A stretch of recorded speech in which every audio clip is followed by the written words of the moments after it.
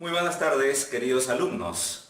Quien les habla es el profesor Juan Manuel Ulloa Jara. Soy docente del área de Historia del Perú y en esta ocasión he preparado un tema, una clase, una sesión muy importante acerca del proceso de la independencia del Perú. Pues bien, esta sesión tiene como propósito afianzar sus conocimientos, reforzar sus aprendizajes acerca de este tema muy importante y está dirigido a todas aquellas personas que quieran aprender un poco más acerca de nuestra historia y también dirigido específicamente a todos los alumnos que estén postulando a la universidad y que quieran lograr el ansiado ingreso a la universidad. Pues bien, chicos, entonces nos preparamos para este importante tema que vamos a comenzar a continuación. Y bueno, es muy importante entonces que tomemos en cuenta las causas. En este momento vamos a analizar brevemente cuáles fueron las causas que motivaron a que se luche por esta independencia. Primero veamos las causas políticas. Dentro de las razones o causas de tipo política señalaremos la existencia de una monarquía absoluta y despótica, que en este caso era España. España nos dominaba, España nos oprimía. España, ¿qué tipo de régimen político tenía? Era una monarquía absoluta, despótica y centralista. El rey tenía toda la autoridad, la potestad y su voluntad era ley. Recuerden ustedes, todo esto se enmarca, un poquito de historia universal, en lo que se conoce a nivel de historia universal como el absolutismo monárquico. ¿Y qué fue el absolutismo monárquico? Repasito, recordemos, el absolutismo monárquico, recordaremos, fue aquel sistema político en donde la autoridad del rey era ilimitado y se suponía, según ellos, tenía origen divino. ¿No es cierto? Muy bien. Ahora, las causas sociales. Hablar de las causas sociales también es muy importante. ¿Cómo se encontraba organizada la sociedad en aquella época? Observamos que la sociedad colonial fue una sociedad estamental, clasista y segregacionista. ¿Qué significa estamental? Significa que la sociedad estaba dividida en estamentos o capas sociales. Era una sociedad estratificada, en donde en la cúspide más alta de la pirámide se encontraba una nobleza, una aristocracia, que era la aristocracia española, y debajo se encontraban otras clases o sectores sociales. Dentro de lo que es la sociedad colonial, debajo de la nobleza colonial, se encontraba, dentro de la nobleza había una nobleza también que se llamaba la nobleza criolla, y debajo se encontraba la clase media. Y debajo de la clase media se encontraba pues el bajo pueblo, que estaba representado por los sectores de bajos recursos económicos, ¿no es cierto? Ahora, muy por debajo de estos sectores sociales se encontraba la masa indígena que constituía la mano de obra indígena sometida, explotada por parte del sistema colonial. Y por debajo de la masa indígena se encontraban los esclavos. ¿Y de dónde venían los esclavos? Los esclavos eran pues los negros que eran traídos del África y que llegaban acá a las tierras coloniales para ser utilizados como mano de obra, sobre todo en las actividades económicas de la agricultura costeña, ¿no? Bien, ahora, este sistema entonces de desigualdad, injusticia y de segregacionismo y clasismo, y también, por qué no decir, racismo, fue también una de las causas que propició todo este movimiento por la lucha por la independencia. Finalmente, acá vamos a ver las causas económicas y en ella tenemos que señalar lo que señala acá, que es una economía mercantilista. La economía colonial fue una economía mercantilista. ¿El mercantilismo en qué se basa? Recordemos bien, el mercantilismo es la doctrina económica que se basa en la acumulación de metales preciosos. Y otra característica de las monarquías mercantilistas son pues que ellas tienen una economía intervencionista en donde el Estado es quien tiene el control de toda la economía y regula todo el funcionamiento del aparato económico dentro de dicho Estado. Recordemos bien entonces el concepto de mercantilismo, que es muy importante y que fue una característica económica del antiguo régimen allá en Europa de los siglos XVI, XVII y parte del XVIII. La economía también es centralista e intervencionista por parte del Estado. Todas estas causas que estoy señalando acá fueron causas que van a explicar por qué razones las masas populares y los sectores también de criollos acá en el Perú levantaron la bandera de la lucha por la libertad y por su independencia. Muy bien, bien chicos, luego de ver las causas vamos a pasar ahora a la periodización. ¿Y a qué nos referimos cuando hablamos de periodización? Bueno, la periodización viene a ser dividir a todo el proceso en sus fases o periodos, ¿no es cierto?, para ver de una manera más didáctica y entender mejor el proceso. Pues bien, la independencia del Perú se divide en dos etapas, en dos fases o periodos. La primera es la fase indígena, la segunda es la fase criolla. Podemos observar que hay dos sectores muy importantes, uno, el sector indígena y dos, el sector criollo. ¿Por qué razón? Porque la primera etapa de toda esta lucha por nuestra independencia fue dirigida por el sector indígena. Y luego de esta fase, recién los criollos van a ser los que se van a levantar en contra de la monarquía española. ¿De acuerdo? Ahora bien, vamos a ver unas características breves de cada una de ellas. La fase indígena. Esta fase indígena, vamos a colocar por acá, o vamos a ponerle acá, fue revolucionaria. Fue revolucionaria. ¿Y por qué se dice que fue revolucionaria? Porque los indígenas aspiraban a transformaciones totales, a cambios radicales, a que el sistema colonial llegue a su fin y se restaure un nuevo sistema en donde se establezca una organización que beneficie a todos los sectores sociales, ¿no?, de una manera más justa y equitativa. Fue revolucionaria. ¿Por qué fue revolucionaria? Volvemos a repetir, porque aspira a cambios profundos y a cambios radicales, cambios de fondo, ¿no? Poner fin al sistema colonial opresor español y reemplazarlo por un nuevo sistema. Fue nacionalista también. Se dice que el movimiento indígena fue nacionalista. ¿Por qué? Porque estuvo dirigido por un profundo sentimiento de identidad nacional y de identidad cultural. ¿Quiénes fueron los que dirigieron y lideraron este movimiento? ¿Quiénes fueron los que dirigieron y los que lideraron este movimiento indígena en pro de la independencia? Pues bien, colocamos acá, fueron los caciques, a los que también antiguamente se los llamó curacas. Los caciques o curacas fueron los líderes de este gran movimiento indígena.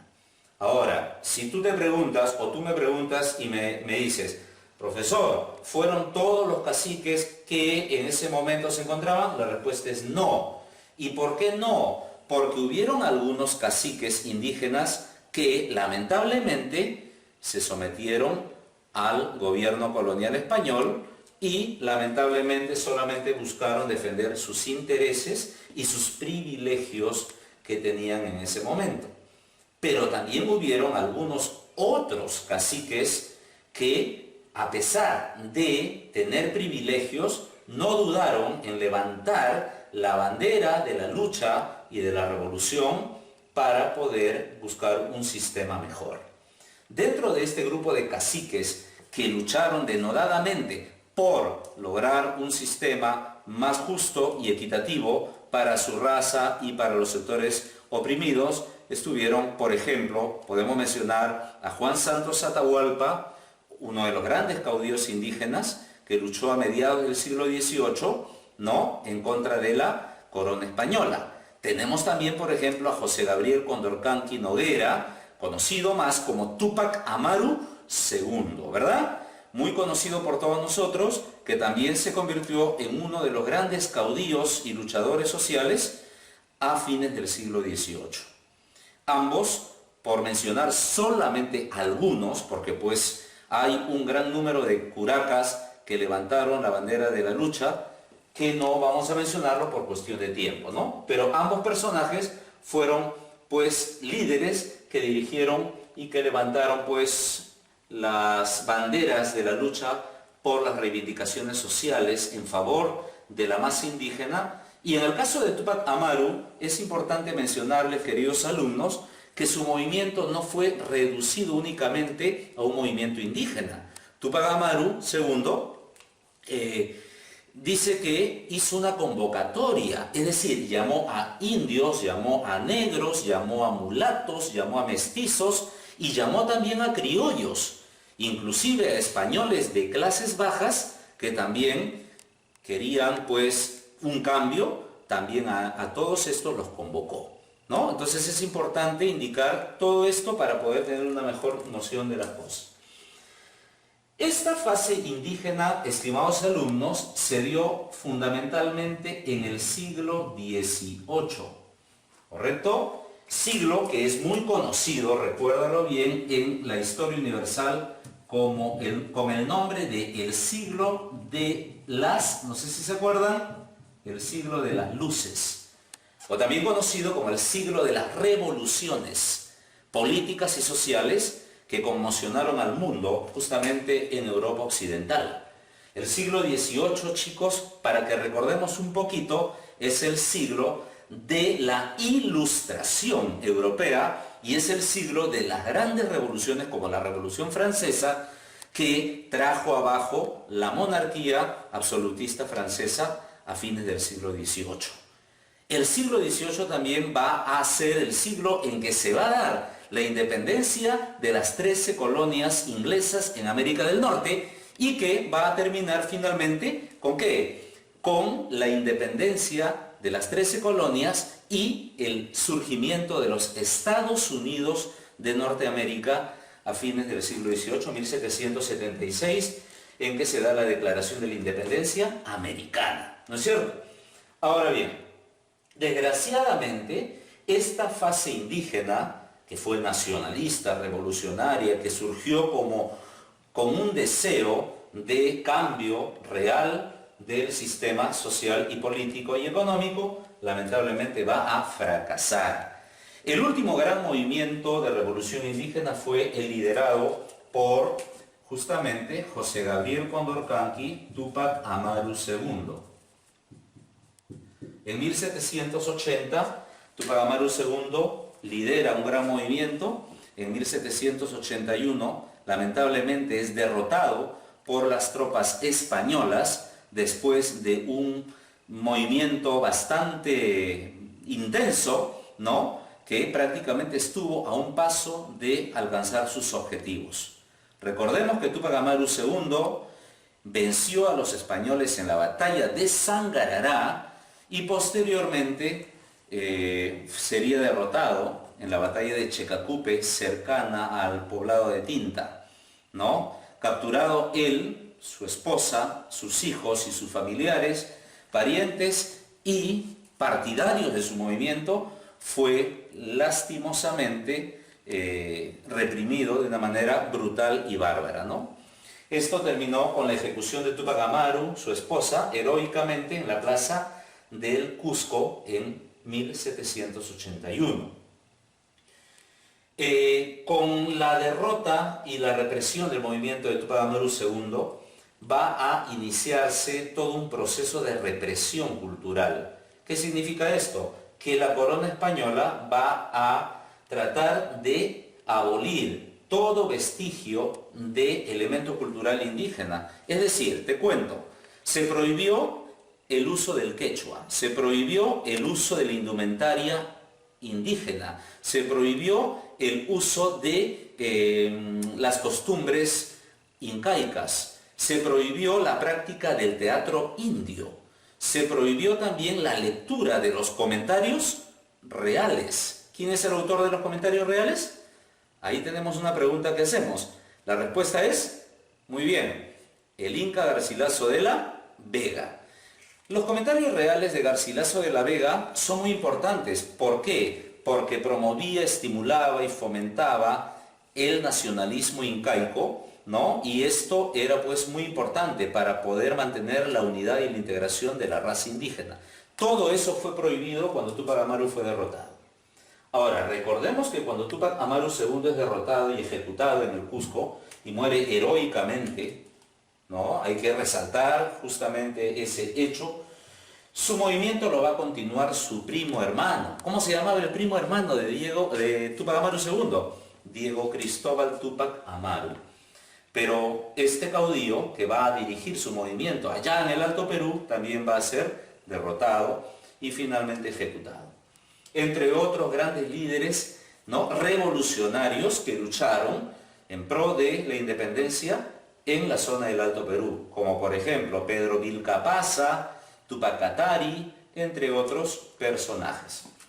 Bien, jóvenes, después de terminada la fase indígena, se viene a iniciar la fase criolla. Esta fase criolla es un movimiento, ¿no? Un movimiento, digamos, no revolucionario y que tiene objetivos básicamente políticos. Tiene objetivos básicamente políticos. Esta fase criolla, ¿quién lo va a dirigir?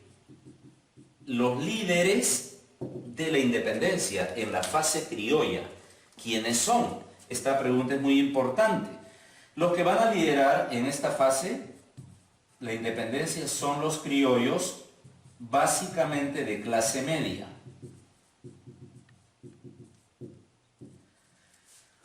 Criollos a los que también algunos le llaman también la burguesía criolla. Tanto la burguesía intelectual como la burguesía comercial. La burguesía intelectual criolla estaba compuesta pues por todos aquellos intelectuales de aquella época que estaban en ese momento bastante influenciados por las corrientes ideológicas que venían de Europa, específicamente de la Ilustración europea.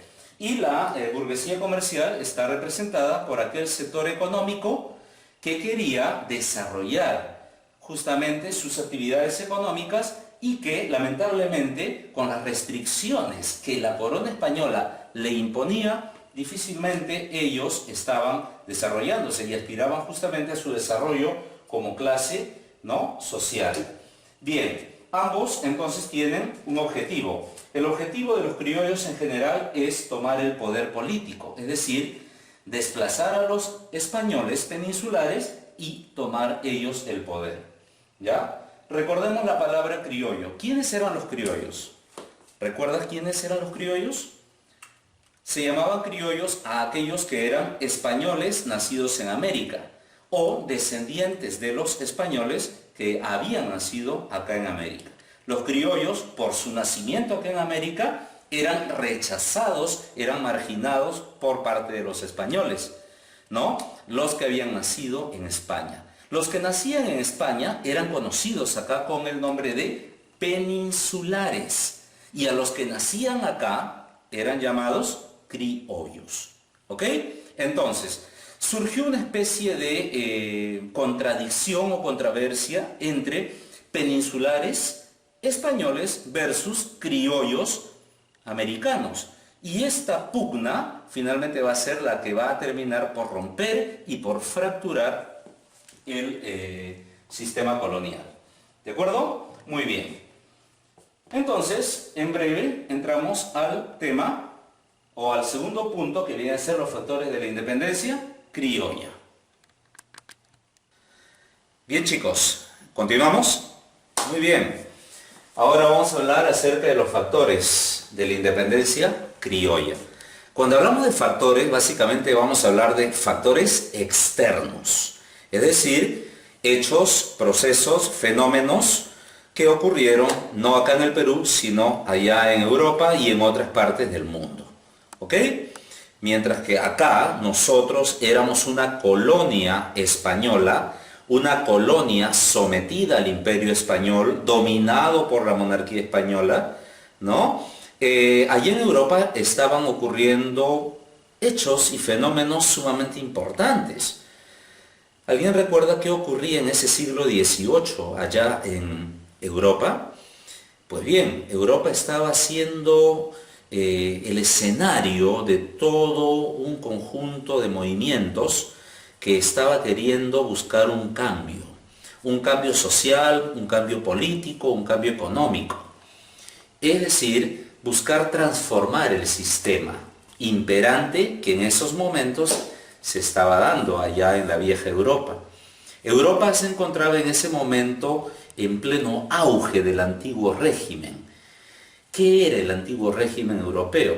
Pues bien, el régimen antiguo o antiguo régimen europeo está referido al sistema político, económico y social que imperaba en Europa y que se caracterizó básicamente por la presencia de grandes monarquías absolutistas, en donde hace un rato mencionamos, el rey era quien tenía todo el poder, era un déspota que gobernaba, ¿no?, a sus anchas y hacía lo que quería, ¿no? Tenía un poder ilimitado. Tenemos también que la sociedad era una sociedad estamental, ¿no?, dividido en estamentos y una desigualdad absoluta, ¿no? Estos estamentos eran inmóviles, es decir, aquel que vivía en el estamento bajo no podía ascender al estamento superior. A eso se llamaba el inmovilismo social, ¿no? Totalmente injusto y que atentaba contra todos los derechos fundamentales de la persona. Pero ese era el orden político y social que imperaba en el antiguo régimen europeo. Para derribar ese antiguo régimen y cambiarlo por un nuevo sistema, se va a producir el surgimiento de un gran movimiento, un movimiento ideológico conocido con el nombre de la Ilustración. La Ilustración es el movimiento ideológico que surge en Francia durante el siglo XVIII y que tiene como objetivo derribar el antiguo régimen. Está integrado y compuesto por un conjunto de ideas nuevas, ideas renovadoras de cambio. Estas nuevas ideas está pues promovida y fomentada por un grupo de intelectuales y filósofos, ¿no? Entre ellos mencionaremos, por ejemplo, a filósofos de la talla de Rousseau, Montesquieu, Voltaire, entre otros destacados intelectuales que fueron pilares fundamentales de la Ilustración, ¿verdad? Se dice que el precursor de la Ilustración fue John Locke, el inglés, que con sus ideas también en contra del absolutismo fue uno de los principales pilares fundamentales, precursores de la Ilustración. ¿Ok? La Ilustración, queridos alumnos, se basa en el liberalismo y también tiene como base filosófica el racionalismo. Muy bien. Además de la Ilustración, además de estos intelectuales filósofos, también aparecieron economistas. Economistas de la talla, por ejemplo, de Gurney, Quesnay, ¿no? Posteriormente aparecen economistas ingleses como, por ejemplo, Adam Smith, David Ricardo, entre otros. Estos economistas también propugnaban nuevas teorías económicas que desplacen y que cambien el sistema económico imperante del antiguo régimen, que era, ¿alguien recuerda? ¿Cómo se llamaba el sistema económico que imperaba en el antiguo régimen absolutista europeo, el mercantilismo, ¿no? Entonces, ¿qué buscaban los economistas respecto a lo que era el mercantilismo? Derribar el mercantilismo y desplazarla por nuevas doctrinas económicas que buscasen el desarrollo de la burguesía europea y que estableciese un nuevo orden económico en donde el Estado ya no intervenga, sino que el Estado más bien esté al margen del desarrollo de la actividad económica, ¿no? Así surge posteriormente el liberalismo económico, teniendo a Adam Smith como el principal baluarte de esta corriente económica, que es el liberalismo clásico, ¿no?, económico. Bien, aparte de la Ilustración, o además de ella, vamos a mencionar también como otro importante factor externo que también contribuyó e influyó en nuestra independencia, el movimiento conocido como la Revolución Francesa.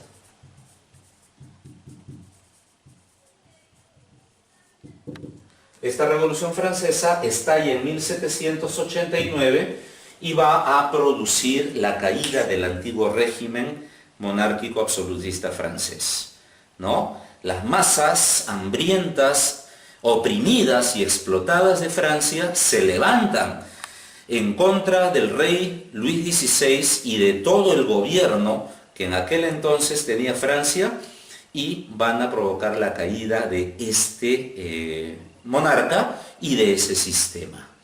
Pero las masas populares de Francia no se levantaron espontáneamente.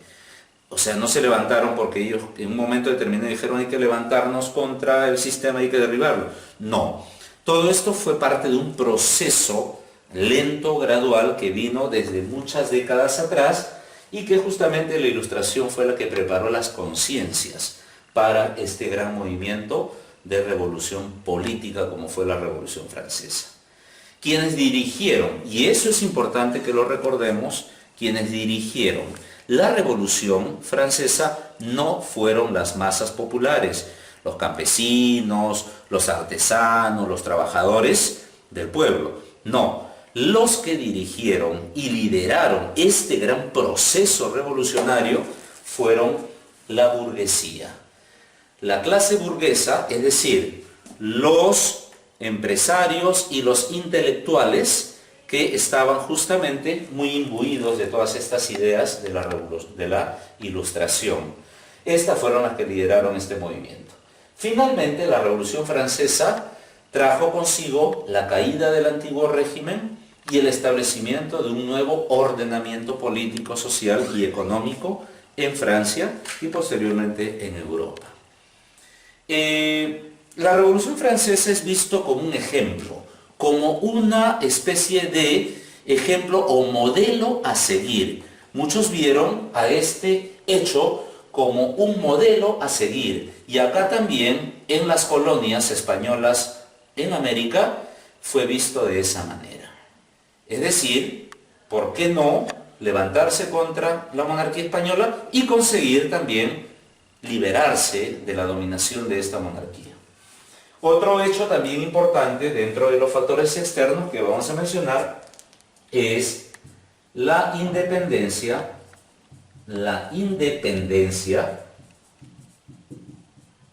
de los Estados Unidos.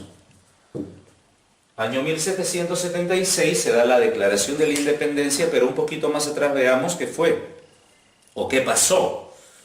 La independencia de los Estados Unidos, recordemos bien, fue la lucha de las colonias británicas que se habían establecido en América del Norte y que luego de todo un proceso de contradicciones que hubo entre los colonos y la metrópoli inglesa, esto terminó finalmente en la lucha por parte de estos colonos en contra de la corona inglesa. Y esto traería consigo después la independencia de los Estados Unidos. También para la independencia de los Estados Unidos influyó mucho la Ilustración y hubo apoyo francés, tanto apoyo político como apoyo económico. En este caso, Francia ayuda a los colonos norteamericanos a luchar contra Inglaterra, debido también porque los franceses tenían sus rivalidades y sus pugnas con los británicos en ese momento. Bueno chicos, ahora sí, continuando acá, vamos a mencionar otro factor, como fue la invasión napoleónica, que luego lo vamos a desarrollar brevemente allá, la invasión napoleónica a España. La invasión napoleónica a España. La península ibérica es invadida ¿por quién? Por el gran Napoleón Bonaparte. En 1808, España es invadida por el emperador francés y sus tropas. Esta invasión a España durará 5 años hasta 1813. Luego lo vamos a desarrollar brevemente allá. Finalmente, como factores internos, mencionaremos dentro de lo que es factores de la independencia lo siguiente. Recordemos este factor interno muy importante, que son las reformas borbónicas, que fueron un conjunto de medidas implementadas por la corona española durante el siglo XVIII. ¿Y por qué borbónicas? Porque fueron los monarcas borbones quienes tomarían el gobierno de España en ese siglo, en el siglo XVIII. Fueron varios los monarcas que decretaron una serie de medidas para aplicarse en sus dominios coloniales, pero dentro de todos estos monarcas destaca la figura de Carlos III de Borbón. Durante el reinado de Carlos III se aplicarían reformas borbónicas muy importantes, como por ejemplo menciono las siguientes: la creación de nuevos virreinatos, el virreinato de Nueva Granada, el virreinato del Río de la Plata, acá en América del Sur, ¿no? Que fueron virreinatos nuevos que se crearon para poder reducir el espacio territorial del antiguo virreinato peruano. ¿Ya? Otras medidas de Carlos III, dentro de lo que son las reformas borbónicas, podemos mencionar, como no, sin ninguna duda, ¿no?, las reformas liberalizadoras en el campo económico, ¿no? Recordemos que antes que los Borbones gobiernen España, España estuvo gobernada por la dinastía austríaca de los Habsburgo, y durante esa dinastía España tuvo un sistema económico cerrado y monopolizador con sus colonias. El monopolio comercial español fue justamente un elemento que va a ser paulatinamente abolido y suprimido cuando los Borbones llegan al poder, ¿no? Carlos III será o fue el rey que va a dar un decreto muy famoso, conocido como el decreto del libre comercio, en 1778. Otra medida de los Borbones, por ejemplo, fue la expulsión de los jesuitas. ¿Has escuchado hablar de la orden de los jesuitas? Los jesuitas vienen a ser los sacerdotes que forman parte de la Compañía de Jesús, una orden religiosa muy influyente y muy poderosa, que en aquella época pues tenía mucho poder. Había amasado una gran fortuna en España y en las colonias, y los reyes de España, justamente el rey Carlos III, creyó conveniente quitarle ese poder a los jesuitas, expulsándolos de España y de sus colonias y expropiando todas sus propiedades y todos sus dominios. Muy bien. Luego de las reformas borbónicas, también mencionar algunos hechos importantes. Un hecho importante que mencionaría acá, para que todos recuerden, es la aplicación de el aumento de impuestos. Aumentar la carga fiscal y tributaria dentro de las colonias significó un duro golpe para los criollos comerciantes, y también un golpe muy duro para los caciques, que tenían también ciertas empresas, ¿no?, que estaban desarrollando en sus respectivas comarcas, en sus respectivas zonas, ¿no?, de desarrollo. Esto fue sin duda un hecho que también contribuyó a generar malestar. malestar en contra de la corona por el aumento y la excesiva carga fiscal y tributaria, ¿no?, que se le aplicaban acá a criollos, mestizos y también a los llamados curacas e indígenas, obviamente, en general. Bien, y finalmente por acá mencionaremos la acción de los precursores. La acción de los precursores. Dentro de lo que es la acción de los precursores, tenemos acá, ¿no?, dos tipos de precursores que mencionaríamos. Uno, recordemos, son los precursores reformistas. Y el otro grupo de precursores son los precursores separatistas. Los precursores reformistas son aquellos que solamente aspiran a determinadas reformas dentro del aparato político, social y económico de la corona española, ¿no? Pero no buscan la independencia política aún, ¿no?, de las colonias respecto a España. En cambio, los precursores separatistas, ¿qué cosa buscan? Buscan ya de una manera definitiva la independencia, es decir, la ruptura política con España. A los separatistas algunos los llaman radicales o representantes del llamado liberalismo radical, en tanto que a los reformistas se los reformistas se los llama o se los identifica como liberales moderados, ¿correcto? El liberalismo moderado y los separatistas el liberalismo radical. Habrán escuchado en algún momento definitivamente los nombres de algunos precursores, ¿no? Si menciono, por ejemplo, a Hipólito Unanue, ¿en cuál de estos dos grupos lo ubicarías? Hipólito Unanue. ¿Reformista o separatista? Te ayudo, reformista, ¿ok? Hipólito Unanue, José Baquíjano y Carrillo, Toribio Rodríguez de Mendoza, estos son precursores del grupo de precursores reformistas. Hipólito Unanue, el padre de la medicina peruana, ¿no? Importantísimo, ¿no? Fue uno de los principales intelectuales también de aquella época. José Baquíjano y Carrillo, ¿no?, que se hizo célebre por su famoso discurso que dio en ocasión de la llegada del virrey Jáuregui acá al Perú, ¿no?, en la inauguración del año académico en la Casona de San Marcos, enunciaría uno de sus más célebres discursos que se conocen como el elogio al virrey Jáuregui, ¿no?, en donde Baquíjano y Carrillo pronunciaría una crítica al orden colonial en ese momento. Y Toribio Rodríguez de Mendoza es otro precursor reformista que forma parte también de ese grupo de intelectuales que también tuvo ideas renovadoras, liberales, pero de manera moderada. Estos no querían la independencia. Dentro de los separatistas, en cambio, mencionaremos a Juan Pablo Vizcardo y Guzmán, acá en el Perú, el gran Vizcardo y Guzmán, revolucionario político, ¿no?, que propugnó ideas de separatismo total y de ruptura política con España.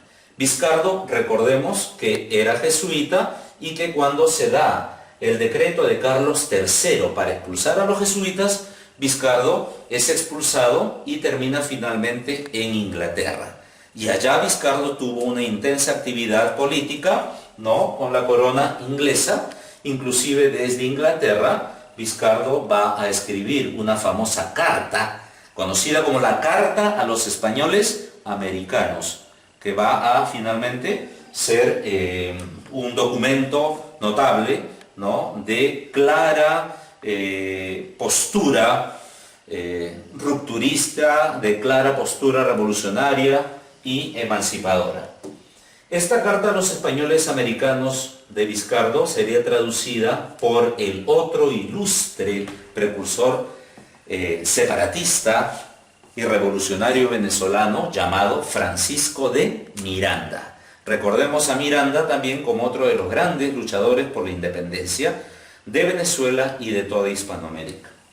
Muy bien, chicos, para terminar, vemos acá un subtítulo: La crisis española. ¿Qué pasó en España?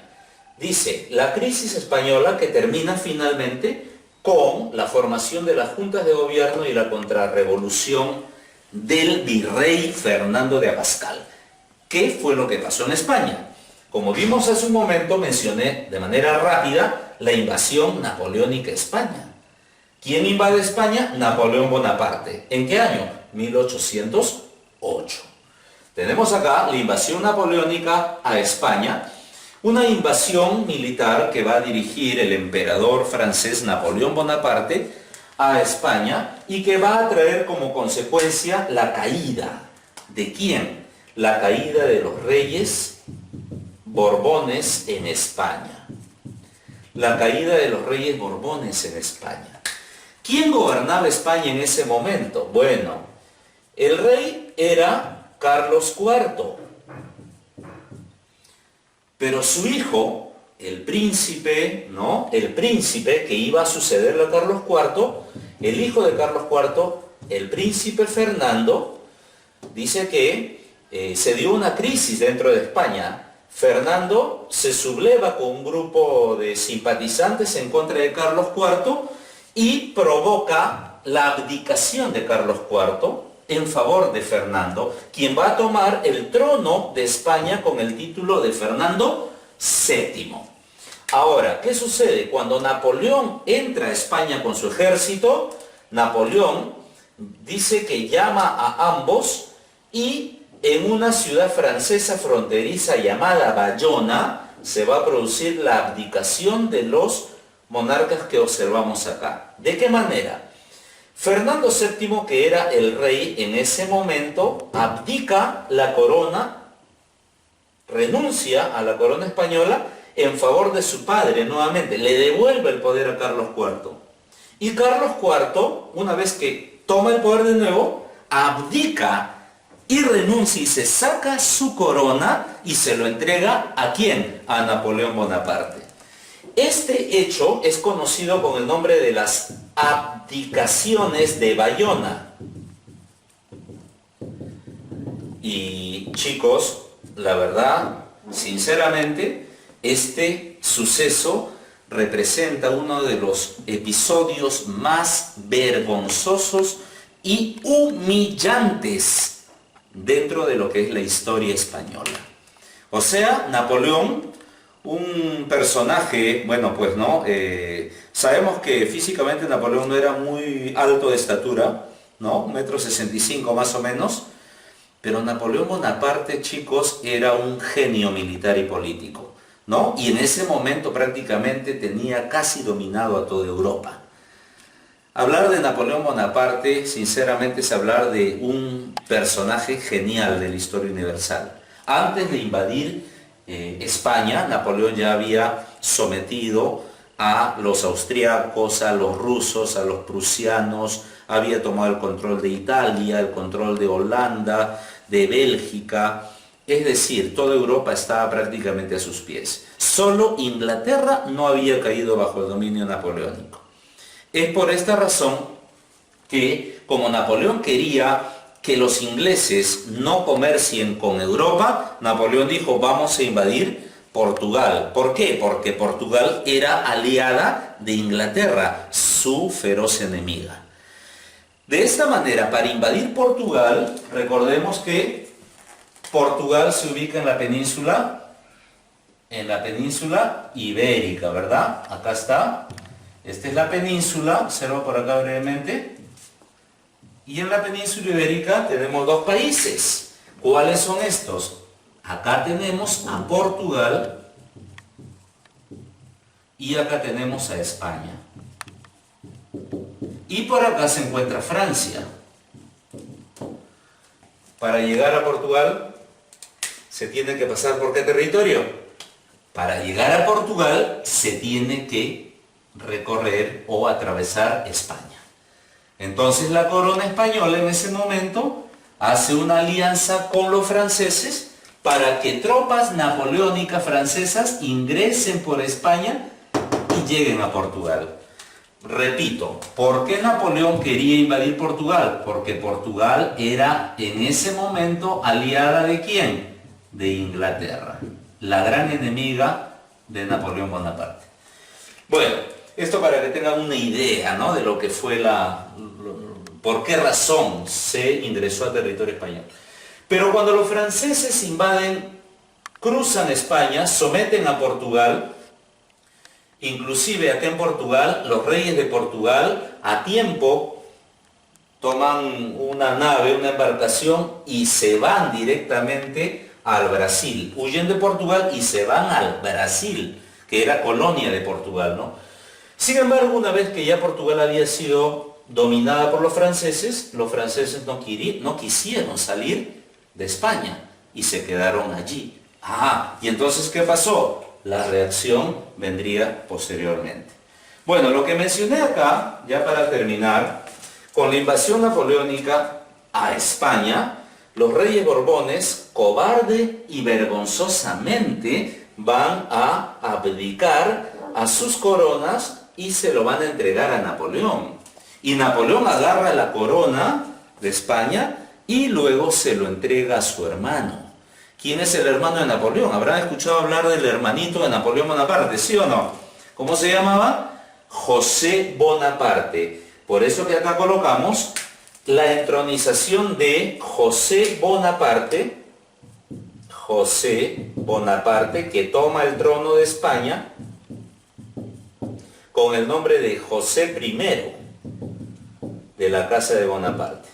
Este José Bonaparte, que luego será muy conocido en España, se le va a apodar con el apelativo de Pepe Botellas. Finalmente, chicos, todo esto va a desencadenar una reacción en contra de la invasión napoleónica. ¿Qué significa esto? Que en toda España los españoles se van a levantar en contra del invasor extranjero.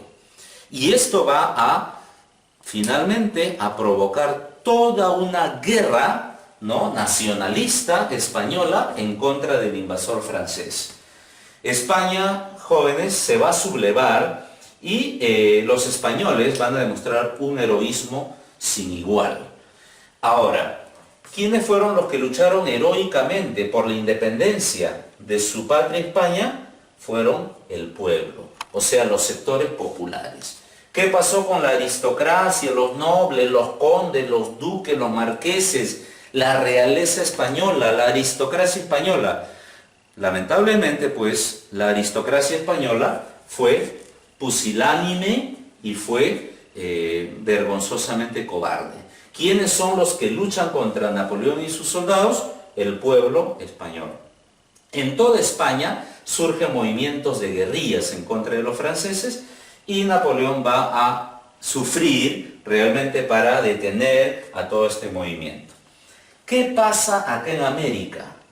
En América, jóvenes, acá en Sudamérica, los criollos que acá querían su independencia, querían también de una vez separarse de la corona española, aprovechan la crisis que se estaba dando allá en España para que ellos acá se autogobiernen a sí mismos. Y de esa manera, ellos, los criollos separatistas sudamericanos, van a proponer la formación de juntas de gobierno acá en Sudamérica, donde ellos mismos se gobiernen, ¿no? Y de esa manera, las autoridades españolas que habían acá en las colonias sean sacadas y en su reemplazo se establezcan las llamadas juntas de gobierno. Estas juntas de gobierno que se establecen acá en Sudamérica, chicos, por si acaso, van a ser una copia de las llamadas juntas de gobierno que se establecieron allá también en España, ¿no?, en ocasión de la lucha contra los franceses. ¿Cuáles fueron las juntas de gobierno que se establecieron acá en Sudamérica? Fueron las siguientes. En el Alto Perú, observa lo siguiente, esta zona que estamos señalando acá en el mapa, que corresponde a la actual Bolivia, fue el escenario donde se formarían las primeras juntas de gobierno en Sudamérica. ¿Ya? Tenemos acá a la Junta de Gobierno de Chuquisaca, en el Alto Perú, la Junta de Gobierno de La Paz, ambos en 1809, luego viene la Junta de Gobierno de Quito, también en 1809, en 1810 se establece la Junta de Gobierno de Caracas, ¿en dónde? En Venezuela. Luego viene la Junta de Gobierno de Buenos Aires, en el Río de la Plata, Virreinato del Río de la Plata, la Junta de Gobierno de Santa Fe, en el Virreinato de Nueva Granada. Santa Fe viene a ser el nombre original que tuvo lo que hoy día sería Bogotá, ¿no? La capital. Y finalmente la Junta de Gobierno que los criollos van a establecer acá en Chile. ¿Qué querían los criollos de todos estos lugares? Querían gobernarse a sí mismos, querían independizarse.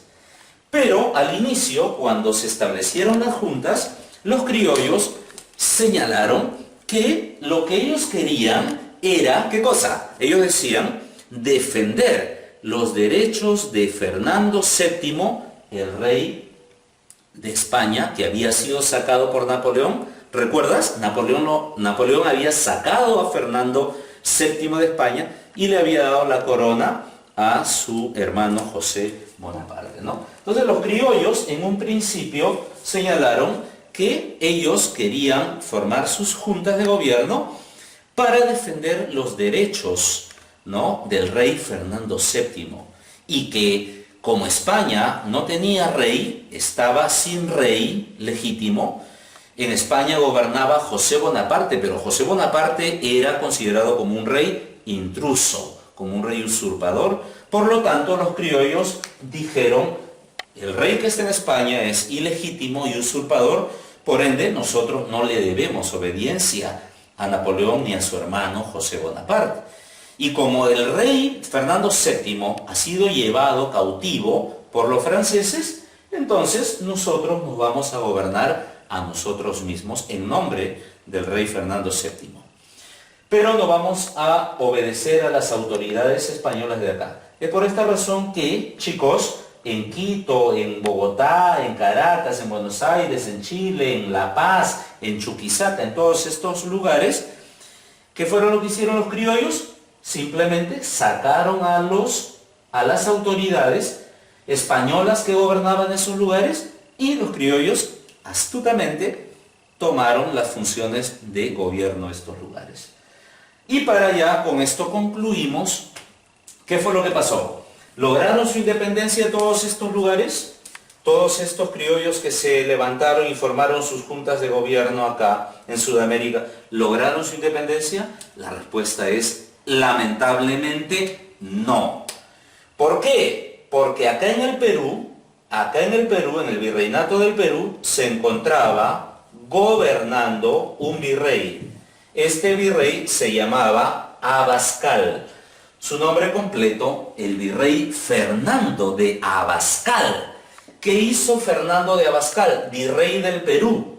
Envió desde Lima un conjunto de expediciones para poder enfrentarse a las juntas de gobierno que se habían establecido.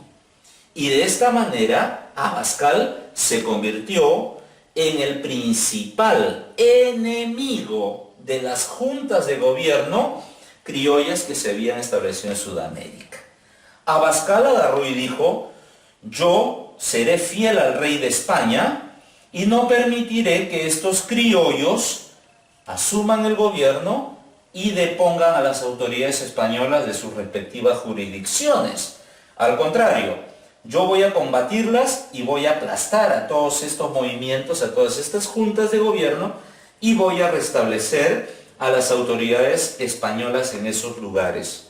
Porque eso es lo que viene a significar el fidelismo de Abascal a la corona española. Finalmente, casi o prácticamente todas las juntas de gobierno cayeron, la de La Paz, Chuquisaca, Quito, Chile, posteriormente cae la Junta de Santa Fe, de Caracas, pero hubo una junta de gobierno que no cayó, y esta junta de gobierno fue la Junta de Gobierno de Buenos Aires. Esta es la única junta de gobierno que se va a mantener en pie y va a ser la que tiene éxito y termina finalmente logrando la independencia de Buenos Aires, que va a traer como consecuencia el nacimiento posterior de la República de Argentina. Muy bien, chicos, de este modo vamos llegando pues al término de esta clase tan importante. Espero que haya sido de mucho provecho para todos ustedes. Se viene próximamente el desarrollo y la resolución de este tema en una práctica tipo simulacro de admisión. Tipo simulacro válido para postular a las universidades como San Marcos, UNI, Villarreal, Callao, entre otras. Cualquier consulta o cualquier inquietud, estoy para servirlos a ustedes, ¿no? Este video va a estar en las redes sociales, en YouTube, en el Face, y estoy presto para poder absolver las dudas que todos ustedes tuvieron. Ha sido un gusto y me despido de ustedes. Cuídense bastante. Adiós.